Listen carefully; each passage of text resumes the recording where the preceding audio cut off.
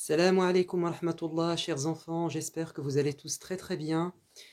Nous sommes aujourd'hui en présence de Ayoub et Safiya.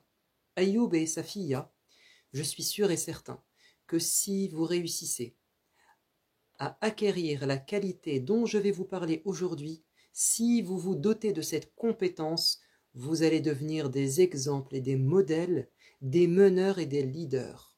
C'est l'esprit d'initiative. Qu'est-ce que ça veut dire? Avoir l'initiative, ça signifie être le premier à faire une chose. Cela signifie que vous êtes devenu mature et grand, que vous n'avez plus besoin que les gens soient derrière vous, vos parents soient derrière vous pour vous pousser à faire une chose. De vous-même, vous êtes entreprenant. Vous faites les choses. Vous faites le ménage sans qu'on vous le dise, vous rangez votre chambre sans qu'on vous le dise. Vous faites vos devoirs sans qu'on soit derrière vous, vous vous levez le matin sans que maman et papa vous forcent à vous réveiller. Vous aidez les gens sans qu'on vous appelle. Avoir l'esprit d'initiative, c'est très important dans la religion. Je vais vous donner un bel exemple. Tu sais, Safiya, quand le prophète alayhi salatu wassalam est arrivé à Médine, il a décidé de construire la belle mosquée. Car il y avait 5 prières quotidiennes chaque jour qui devaient être accomplies en groupe, en communauté dans ce lieu de culte. Mais un problème réel s'est posé. Comment faire pour que les gens viennent à l'heure de la prière, tous en même temps, pour prier ensemble? Alors que vous savez, à l'époque, on n'avait pas de montre, on n'avait pas de réveil, il n'y avait pas d'alarme. Comment faire pour appeler les gens, pour que tout le monde se rejoigne au même endroit à un même moment? C'était un défi de grande taille, surtout le matin quand les gens dorment. Comment les réveiller? Surtout quand le soir les gens sont occupés et veulent s'endormir. Comment leur dire que l'heure de la prière est arrivée, que nous allons commencer?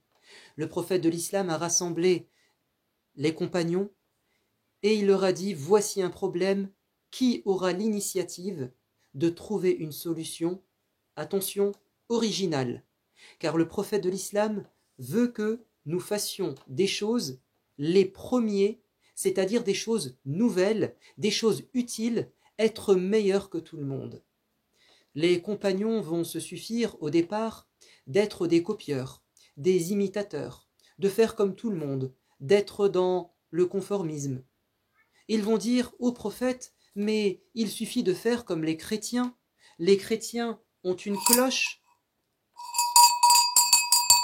ils font sonner la cloche pour avertir que c'est l'heure de la prière.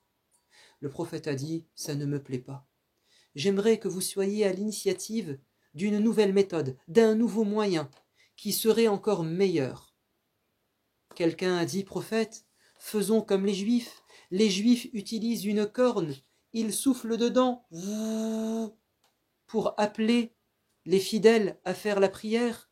Il a dit: non, faisons mieux, faisons autrement, soyons créatifs et inventifs, soyons à l'initiative d'une nouvelle mesure, d'un nouveau procédé, d'un nouveau système.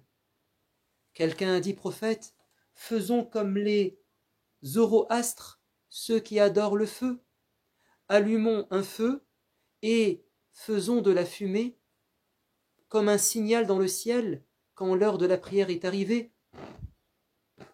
Voilà la fumée qui monte et les gens vont savoir que c'est l'heure de prier. Il a dit: non, faisons mieux qu'eux, autrement, quelque chose qui véritablement serait innovant. Ils sont retournés chez eux, chacun avec cette idée, et le lendemain, un homme du nom de Abdullah va dire: ô messager de Dieu, j'ai fait un rêve. Cette question m'a beaucoup travaillé, et en dormant, j'ai vu un homme vêtu de vert, qui portait soit une cloche, certains disent que c'était une corne, et je lui ai dit: tiens, justement, est-ce que tu pourrais me vendre ou me donner ta corde, afin que je puisse l'utiliser pour appeler les gens à la prière? Et cet homme m'a dit: veux-tu mieux que cela? Et il m'a enseigné ces paroles: Allahu Akbar, Allahu Akbar, Allahu Akbar, Allahu Akbar. ce sont les paroles du adhan. Dieu est grand, Dieu est grand, Dieu est grand, Dieu est grand. J'atteste qu'il n'y a qu'un seul Dieu qui mérite d'être adoré. Je témoigne que Muhammad est son messager. Venez, venez à la prière, venez à la prière, venez à la réussite, venez vers ce qui constitue votre réussite sur terre et dans l'au-delà. Le prophète a dit, mais c'est magnifique, c'est nouveau, c'est beau. Non seulement ça va régler le problème, ça avertit les gens, mais en plus, ce sont des paroles qui enseignent l'islam. Donc, c'est exactement la solution dont nous avions besoin, et voire même, ça remplit un objectif nouveau.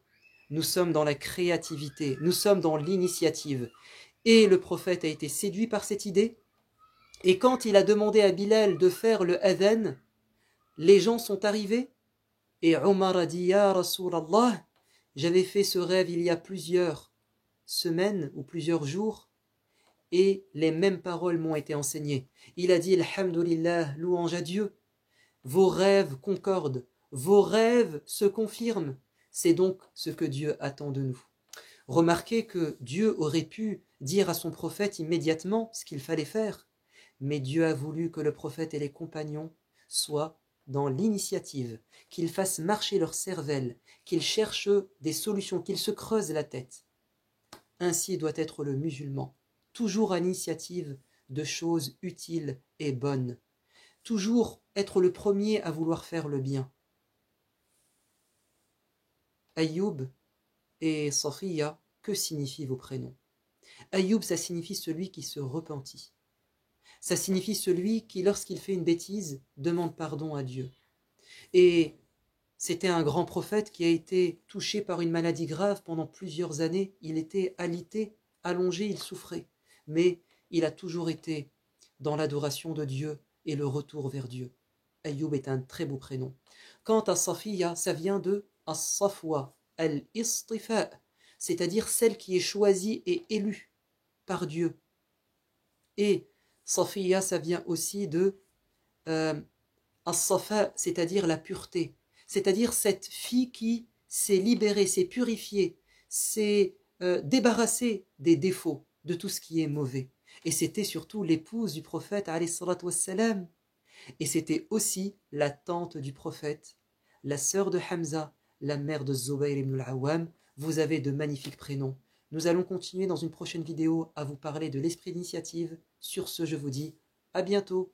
Wassalamu alaikum wa rahmatullah.